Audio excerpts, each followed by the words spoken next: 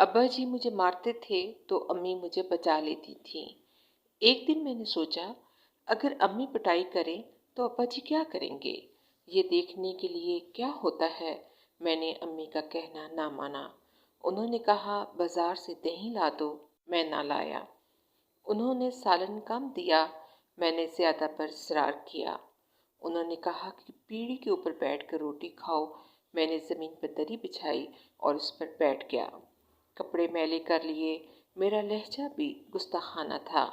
मुझे पूरी तवक्को थी कि अम्मी ज़रूर मारेंगी, मगर उन्होंने ये किया कि मुझे सीने से लगा कर कहा, क्यों दिलावर पुत्र, मैं सदके तू बीमार तो नहीं है।